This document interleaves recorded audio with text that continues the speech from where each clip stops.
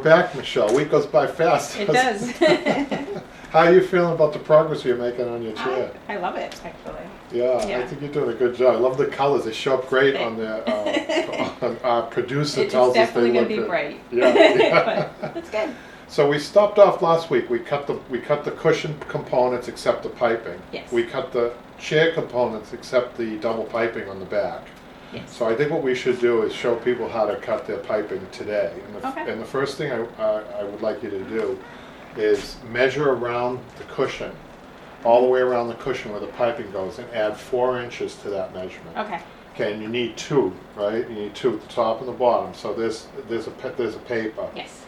Also, what I want you to do is mark out the back double piping. So when you mark the back, same thing. You want to start where you think it's going to stop, right? Or start all the way to the other side. Add at least 4 inches onto that too. Okay. So your piping, depending on the fabric, I'll catch up with you at that point. So why don't you do that first, and then we'll set up the table for cutting, okay? Okay. Can I say something? Yeah. We actually already did. You already did the piping. Wow. Michelle's on the ball. So you've got your piping cut. Okay, so So the 1 measured. inch is the welt. Okay. Yeah.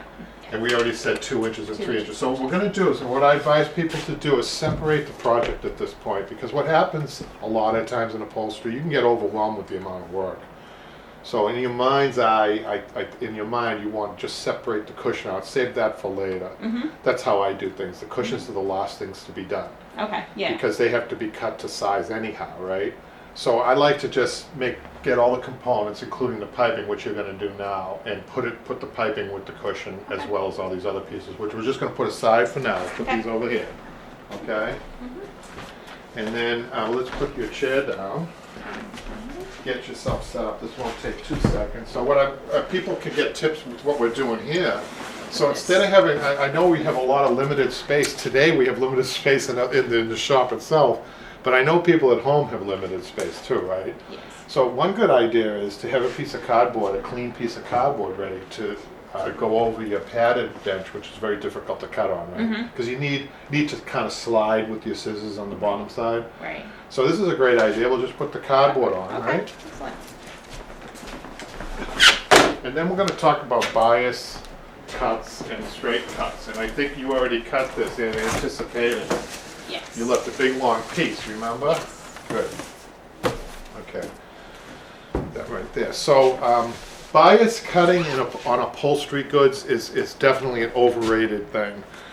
Usually you see that in dressmaking, where it's really essential even to, when people are making dresses, right, they bias cut even the main pieces of the dress so that it falls right? Yeah. So if they didn't do that, it wouldn't fall. That's really kind of a dressmaking and slip covering problem, not really necessarily an upholstery problem.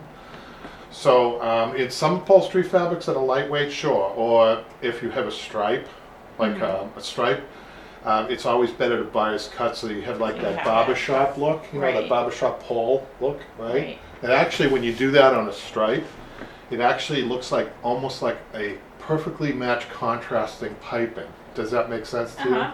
It's just put on the bias. It looks different enough to say, wow, that looks like a specialized, which it is, right? So, but we don't have to do that on a plain fabric, and it doesn't matter about the nap on the velvet. It has nothing to do with it, because velvet naps out. Right. So going straight up the roll is fine. So why don't you cut your piping now? Okay. The only other tip I would give you is try not to let it fall on the floor. So what I usually do is I have a garbage bag that we can put on the floor if you want, or you can turn it that way. I'll get a bag just in case. Actually, I should turn it this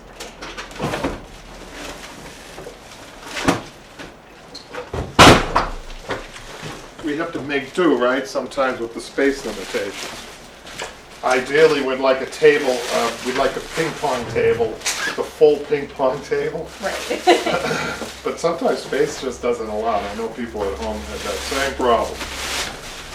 I'll let you use this if and when you want to use it, okay? Should I?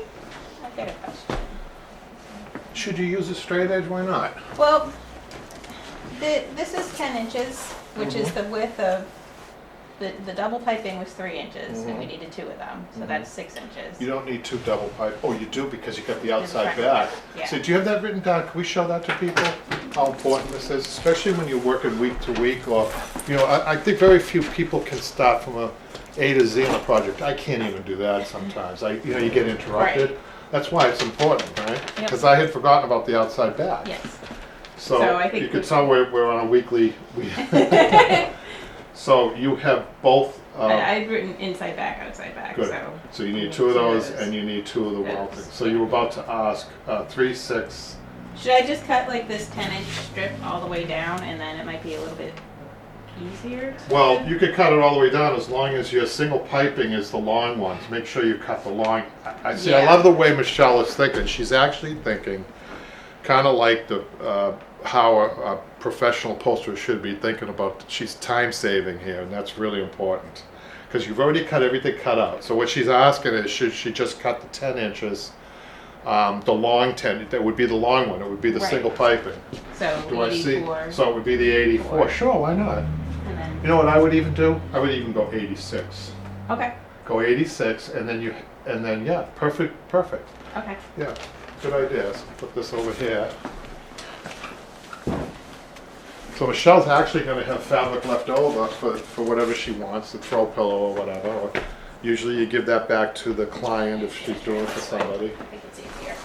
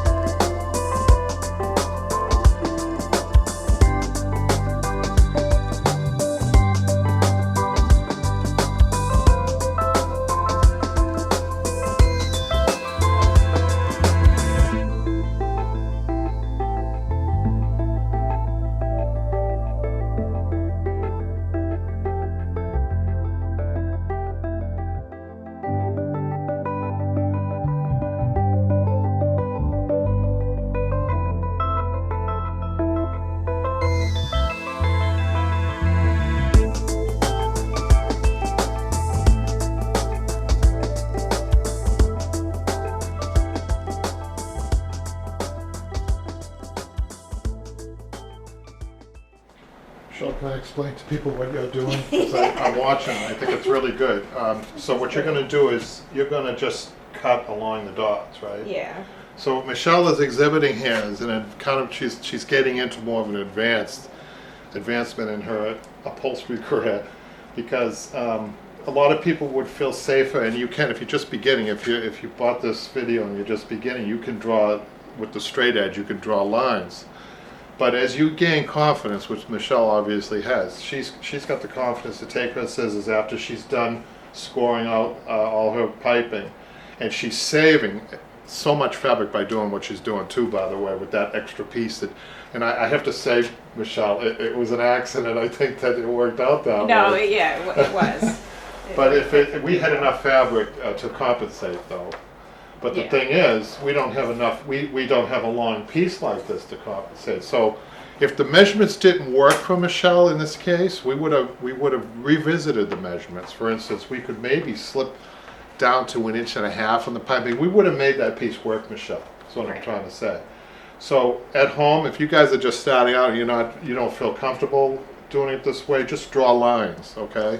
But I think it's showing, Michelle did this without me even saying anything, I think, and I think that's just showing that she's gaining the confidence in the cutting of the fabric, because we're finding that most anxiety that people have is with the cutting. It's either cutting on the table or especially cutting on the chair. So we're starting to show more of this on YouTube, just as quick videos. But we appreciate you watching this. I think too, while Michelle's doing that, I want to just turn the camera around if we could. Is it hard to turn the camera around? Just to show what you guys are hearing me working in the back a little bit. Sorry if it's a hassle, but I wanted to mention this. This is a sofa. It's actually 2 love seats that make a sofa into this spot. And the reason I'm taking it down, I'm stripping it, I'm about to cut the fabric myself on this. We're not going to get to too much on this because Michelle's the focus, but I did want to mention to the people who buy online classes how important sometimes a piece of furniture is to somebody. So we do a lot of single chairs for sentimental reasons. They were with grandfathers or grandmothers or somebody in the family. Jimmy, who just did another online class, some of you probably have seen it already, has he did his uncle's chair, so that brought back a lot of memories for him. But something happened when I picked this sofa up that had never happened to me before with the customer. What the client said, this sofa saved his life. That's what he said to me. I said, please tell me why. He said he had cancer, and he spent 3 years on this sofa, and he knows that the sofa is being comfortable. Being in a spot in the room where he had all his things because he couldn't get to his bedroom. It was in a sunny area. There were so many things about the sofa and he credits, can you believe it? He credits the sofa to saving his life. And I really think that's one of, that and the doctors, of course, but he's a really healthy guy today, and he's reupholstering it. So I'm going to do an especially good job on this. So that's it.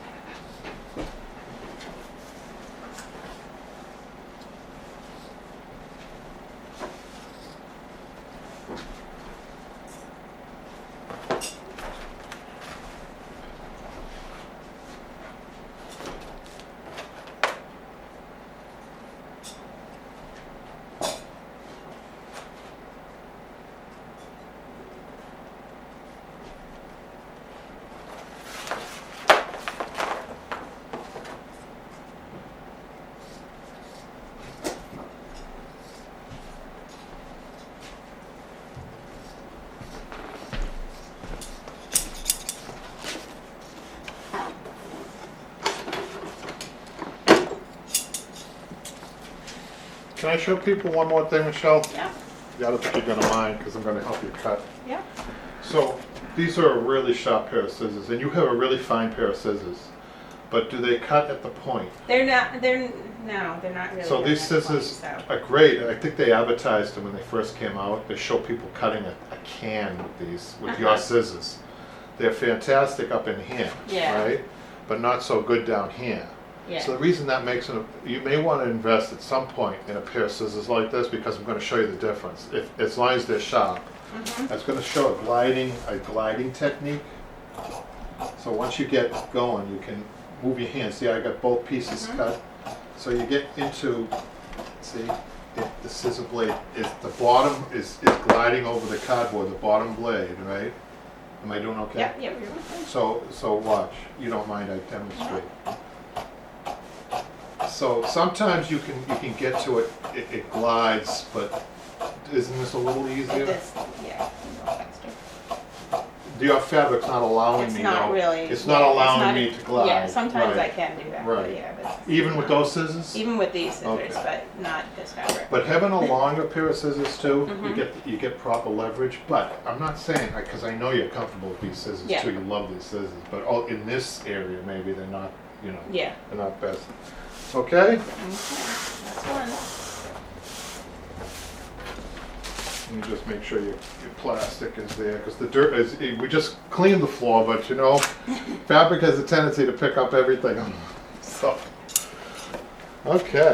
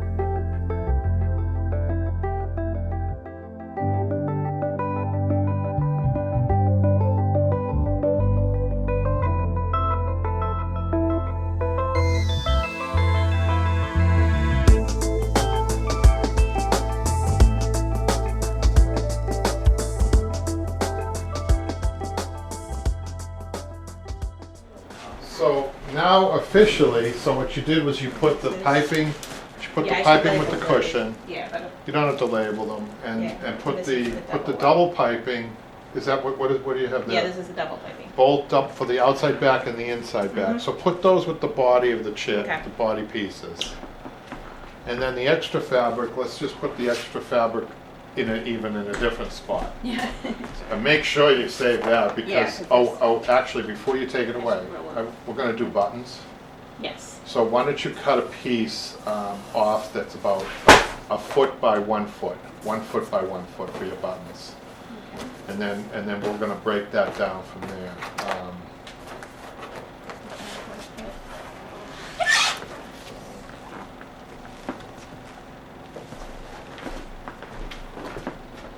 So we have one more thing that we have to cut out the buttons.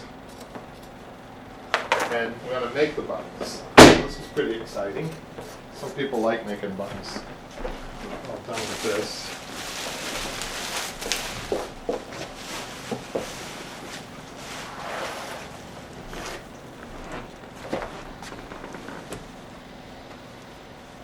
So like everything else in upholstery, Michelle, Mm-hmm. I'll wait till you're done folding that up. Yeah. Don't want to rush it.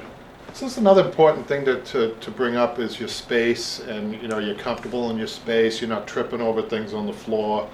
You want to be able to move around your bench with ease. If you notice that Michelle's very comfortable around a bench, you will, if you're not there yet, feel this way, feel comfortable with the knowledge that you gain.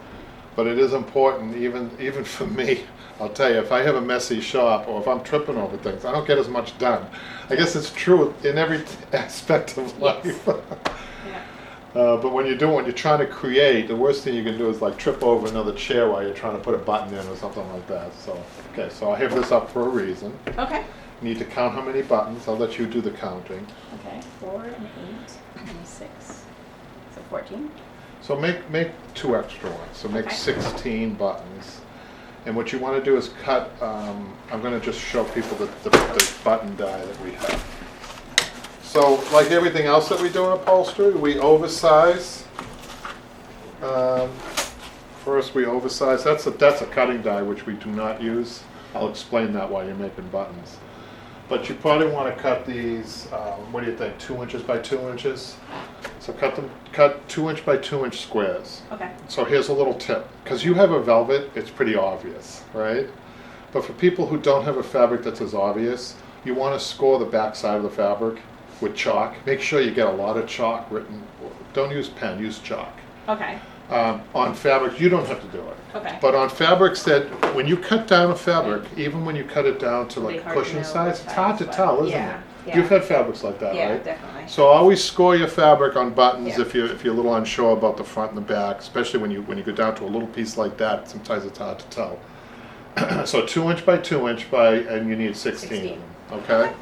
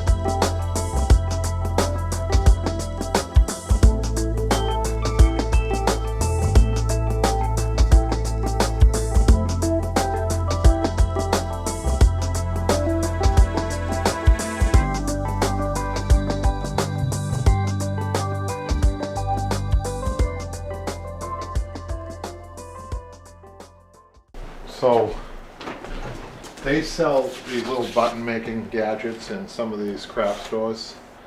They're not good. Okay. I don't advise people to buy them, even on a soft fabric. They just don't do the job. I mean, you need a bigger machine to do that. We have a button machine. They call it a button machine. Anything with more than 2 moving parts is a machine. Did you know that, Michelle? I bet you did. They call it a machine, although it's not mechanized or anything. But the reason this is important, I know some people aren't gonna have available to them, they're not gonna go out and buy an expensive, button machine like this with the dies and everything. So I would suggest that wherever you are, not all of us upholsterers are grouchy. Maybe you can befriend a neighborhood upholsterer, take him a cup of coffee, and maybe have him, or maybe he'll let you use the button machine, because you're gonna know how to do it after this. If we just in this episode show you how to make a proper button, this is worth the price of the class. Really, because one button coming off right after you do such a beautiful job is a disaster. I won't mention the restaurant. I won't mention which upholsterer it could have been. I think I know who it was. That there's a low, the buttons all popping out. So that's because they were improperly made, or they were made too fast. So I'm going to show you the cutting die first. So the cutting die comes with the total of 3 dies. One is for the loop, one is for the dome, and one is for cutting, and I'll show you those in a minute. But I don't suggest that you use the cutting die, because what happens is on some fabrics, or most of the fabrics, it actually makes it too small. So we custom make we cut the fabric custom to fit the other die, which is just slightly bigger than the cutting die. I don't know why they haven't caught on to this, but I don't take any chances. I have a feeling that even on a professional machine, if you use the die, which I think if you're making a lot of buttons, you're tempted to do that. I mean, it's quicker. Right. But I think those are the buttons that are probably popping. So it's important to custom make each button. That's what we're going to do, right? It sounds a lot harder than it is, but I really want the camera to be focused. I know it's going to look boring, but I want people to really get into the repetition too. And then after you're done, I want you to do me a favor and make me a special button called a nail button. Okay. And again, just for this one, I'm going to show you how to make a nail button, because some buttons are put in wood. So you need a stem on the back, you need a tack on the back to put the button in. I'm going to show you how to do that. Okay. So I think that's worth it too. So we're going to put this cutting die aside, and then I'm going to show Michelle, actually from here I'll show her. This is the, and I think you've made buttons before, Michelle, so you're just going through the motions, right? Have you made buttons? I think I did it once, but I'm not sure that I've done it a lot, So you've got the loop portion of the button that goes in the spring section down like this. The loop goes in, and that goes into the machine, stays in the machine. So you'll be putting just the loops into here without moving this. Okay, you'll see that in a minute. And then you have the other portion, the shell portion. That's the part that goes into here. With the fabric goes in first, and then the shell's put in here. We're gonna show people this in a minute. Okay. But that's it. We're gonna put this over here for now, and then I think probably like right here we're gonna cut these down. So what I want you to do is, yes, you have a sharp pair of scissors. Your scissors are good for this, because you're gonna be cutting around here. I don't suggest that you make a pattern. I suggest that you take as many of these that will allow. Let's try 3 for now, and I'll do the 3 first. You put the button die over it, right? Okay. Make sure it's in the center.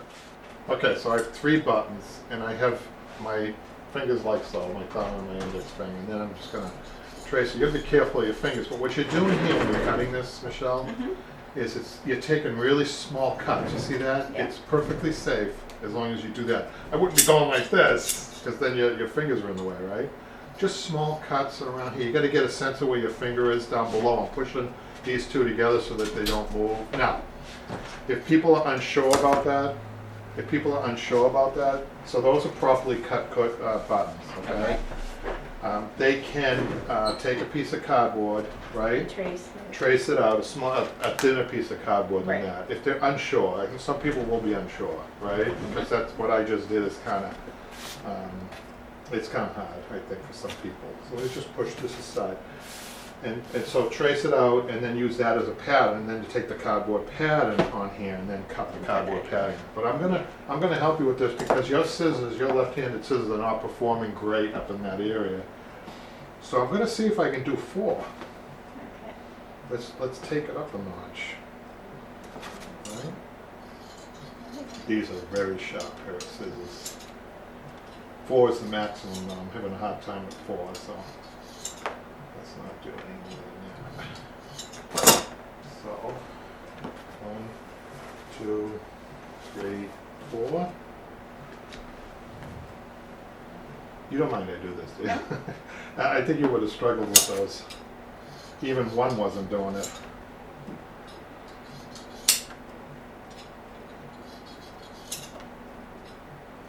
Those over there.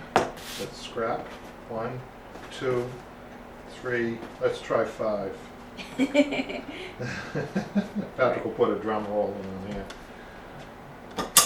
Do it whatever you're comfortable with. You know, I mean, I think it's a safer way of doing it with the cardboard, don't you? Yes. And take your time. And always, you know, in upholstery, really, if you're taking big cuts, or if you're trying to cut something, and you really have to force the scissors, be very careful when you're doing that. You shouldn't have to do that in any application. But what happens is, if your fingers are near the end and you follow through like that, you're going to get. That's the only place in upholstery you can really get hurt, I think. So here's what I have gotten in the habit, and I want you guys to practice this as a safety feature, and I think Michelle already does this. When you're cutting around things, right, and you are forced to maybe take a cut like that, your whatever your unfavored hand is, which in my case is the left hand, my right hand being the power hand, this is what I do. I get in the habit, if you watch me upholster, you've seen this. When I'm about to force a cut, my hand goes out. I extend my arm. I get my hand right away because I've seen people really get hurt this way, right? And then the follow through. That's where you can get hurt. So just be careful. You're safe if you have a sharp pair of scissors and you're just making little cuts around your cardboard cutout, or if you do it this way, right? So now I'm about to do something that I probably wouldn't advise you guys to do. We just want to speed up a little bit. Is to take a lot of fabric like this, and then see I'm really powering through that. You really have to be confident of your scissor blade, right? Now there are some people out there who have been upholstering for a while who probably would say, "What's he talking about? That's not easy." But we're trying to make it easy for everybody, right? Even for beginners, right? And we want to be safe. So you're all set with all of those. We'll get rid of this. Okay. Now we have to go over to our button machine because we have all this cut to custom size, and now we're going to make our buttons. Okay. Okay. So I think this camera is going to be on you, and you're going to be using the machine like this where I'm standing. I'm going to move in a minute. Okay. You're going to be going like this, so they should get a good view of you. Oh. And I really, please focus in, you guys, on what she's doing, because repetition makes you good, and she's going to be doing how many buttons? 16? 16. Watch each button that she makes. You're not going to be successful on all the buttons, so don't worry about it. We might even have to cut more. Don't worry about it. Okay, but I'm going to get you set up properly so that you make a good button. Okay. Okay? It might take a little while to get used to it. Okay, so let's I like to really be comfortable when I'm up here, so let's put your pieces up top here. Okay. And we're going to grab one at a time. Mm-hmm. Okay, you've already got the loop. The loop is already in the die, the bottom die, the spring die, right? Now we have to get our fabric goes face down. Okay. Now this is a loose piece, so that you're going to have to contend with that, right? You always have to be. You'll put the shell in and then hit this, and it will come back out again on you. Okay. So the idea is to get the shell in here in the down position without touching this, and then putting it in the machine, getting ready for the big bang, right? So what you want to do now with the shell, okay, is put it in there as evenly as you can. Okay, with your little finger. My big paws, I'm kind of hard pressed to do this. I can't get anywhere near. So I need a pencil. If you can use your baby finger to pull that through all the way down. If not, you want to take the eraser end. Now isn't this clever? Why do I use the eraser end? Even if that's not pointed, if it wasn't sharpened, I use the eraser end. Why? There's friction. Yeah. There's friction there, so it's going to make. If I go in the middle, see it that went off, so I have to do it again. Okay. So even I'm going to mess up once in a while, right?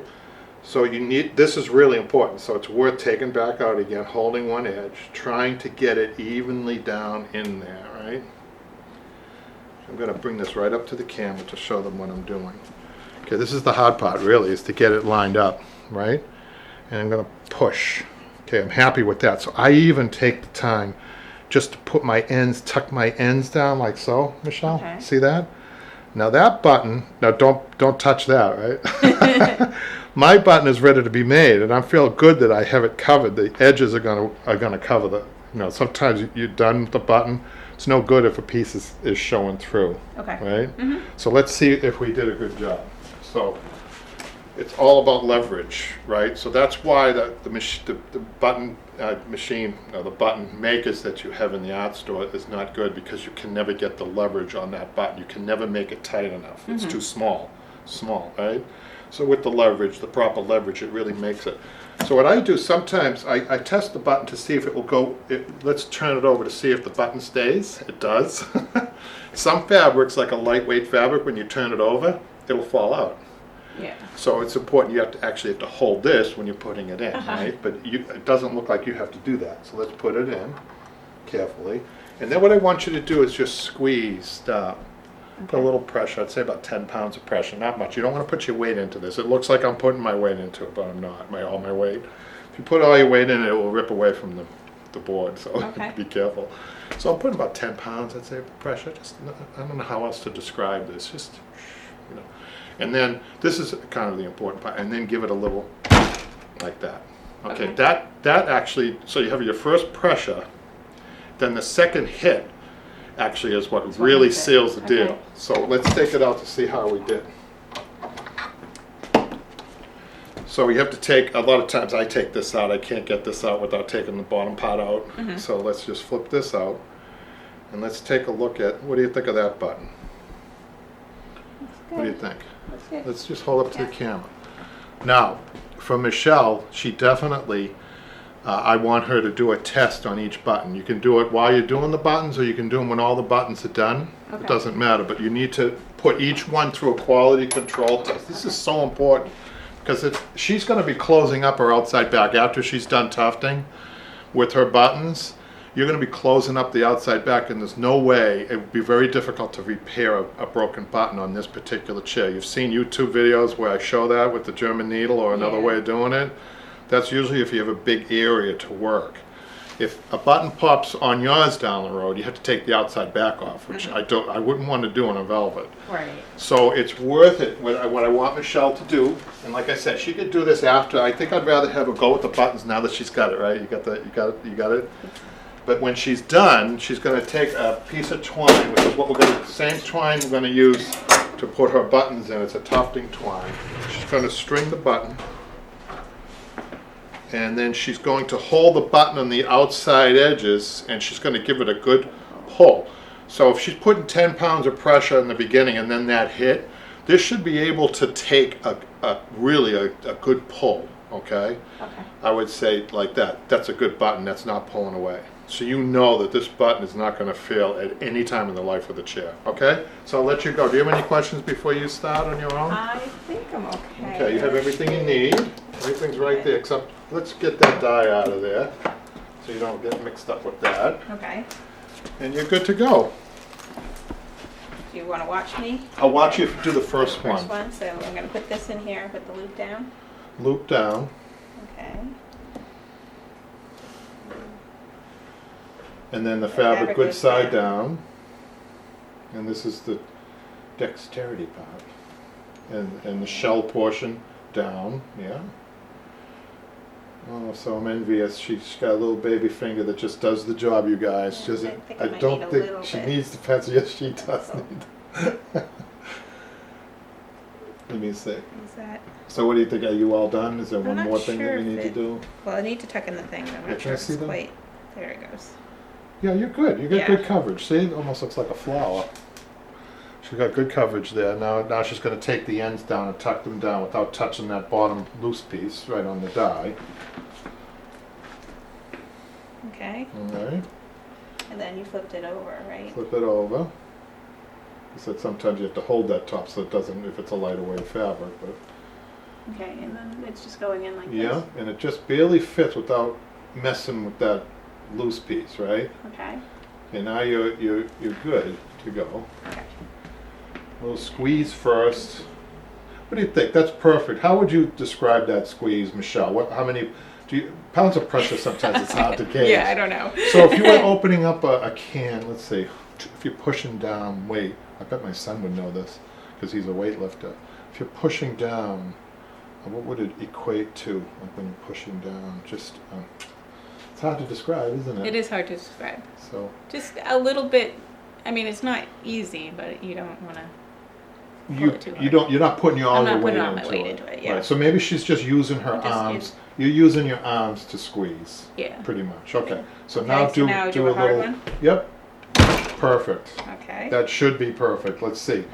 So I should caution you guys, if you go into one of those upholstery shops and there's an old grouchy upholsterer and he lets you use his machine, we hope that his dies are perfect, like these dies. If you've got one burr on the die, let me just show people.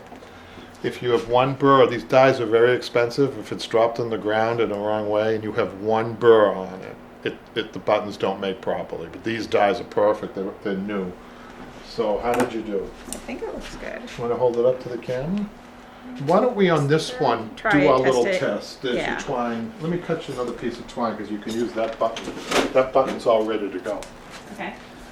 And that's, so why don't you check it out?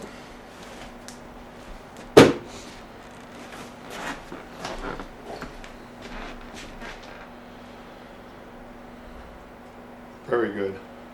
Very good. It's good. So you can put that over here. Okay. So what I want you guys to watch Michelle as she goes through the whole process of all the buttons.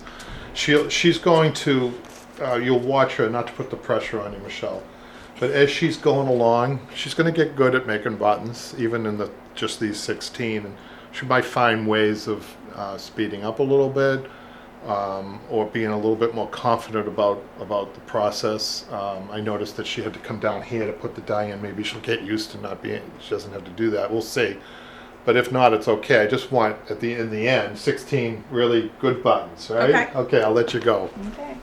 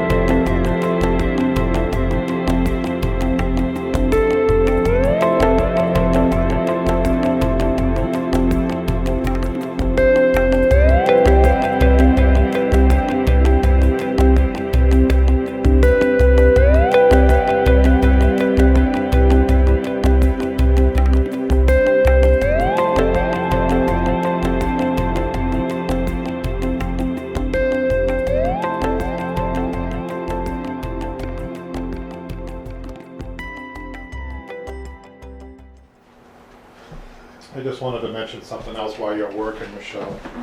This is for people at home. If you're a commercial upholsterer and you're watching this, or if you really have a lot of buttons, you're doing a big project, I'd say anything over maybe 100 buttons. The supplier that I give people on, if you go to Broadway Upholstery, if you're on BroadwayUpholstery.com, BroadwayUpholsterySchool.com, you will see that A to Z. If you're not already working with the supplier, I give the supplier on that A to Z fundamentals of upholstery, which I really advise you to get. If you've already gotten it, you know that the person who sells you the supplies, you may not know this actually, they do customized buttons. You send them the fabric. They have a machine that's even, it is mechanized. It's a mechanized button machine. He'll provide you with as many buttons as you want. But I think for anything under 100, I really go with the custom way. So what Michelle's doing, I think, still makes the best, most reliable button, is the way she's doing it, so that's all.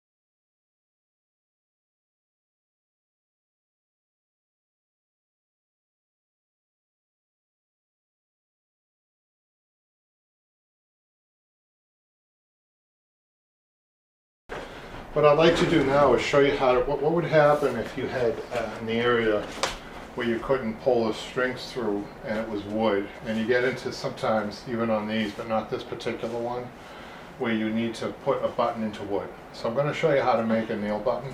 It's Okay. kind of exciting. You already know how to do that, how to make a regular button. So I'm going to show people. I'm going to make the first one. How's that sound? Sounds good. So what,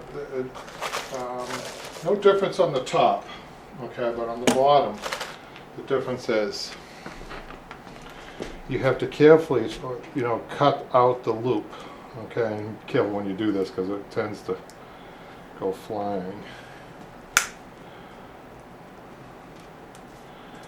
These aren't the best. Let me get another pair of side cutters that are better than that. That one's not even cut. You need to make sure your side cutters.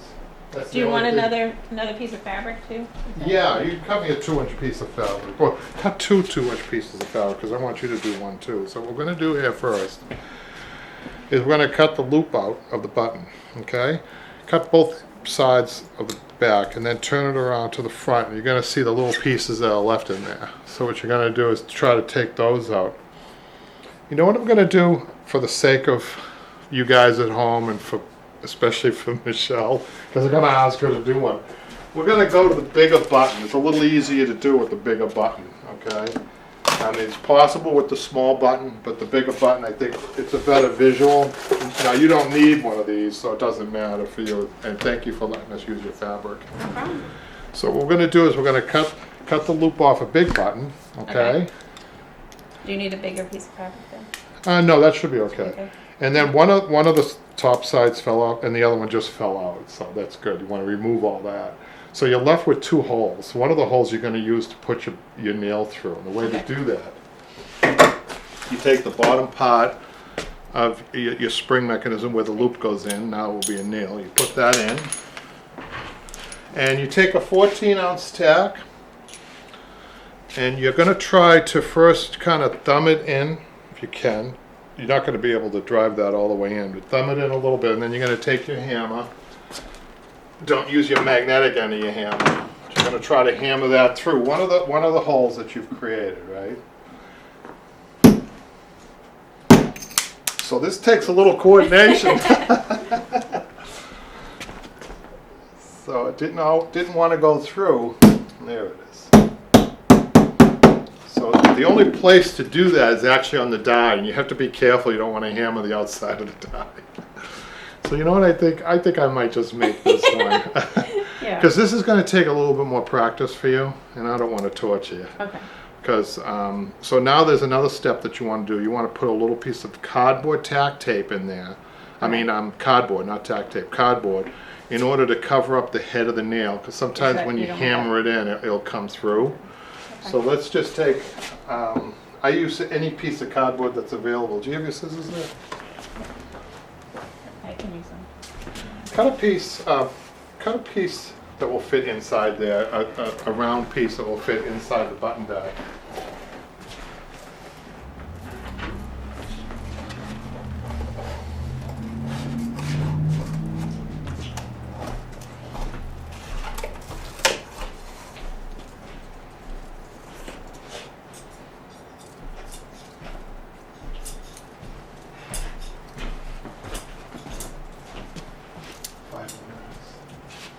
That will be an hour and a half, right?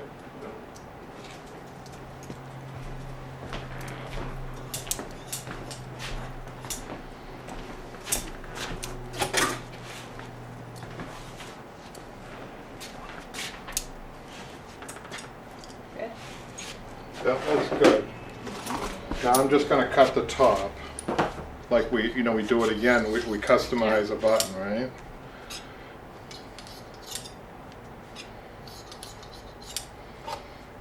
I just want to show people the nice job that you did with the cardboard tack tape. Okay, we're going to put this in now. We're going to remove our other button die, put our big button die on there, and we're going to put our shell just like. Now I think I might be able to do this because of the big die. I might be able to do this with my one index finger. We'll see.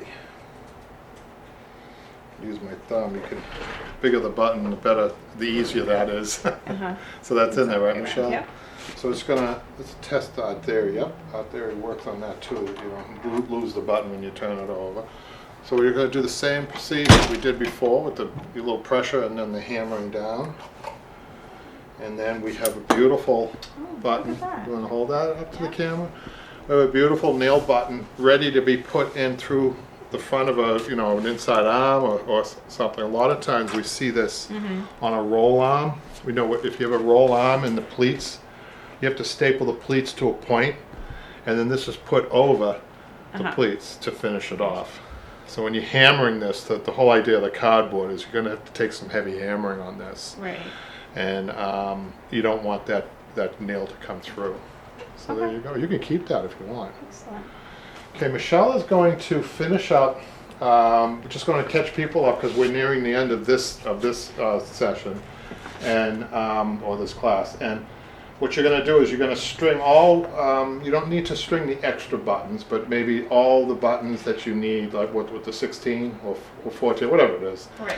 And then you're going to test each button. Okay. So that's what she's going to do, you guys, and I think that's going to finish us up. Okay. And now we're on the opposite sides, but who cares? Okay. She did a good job. Are you satisfied? You got a lot of work done, I think. Good. Yeah. Okay, good. We'll see you next time. Next time, we're in earnest, we're going to start upholstering on the chair. Okay. Okay? Sounds good. So we'll see you next class. Thank you.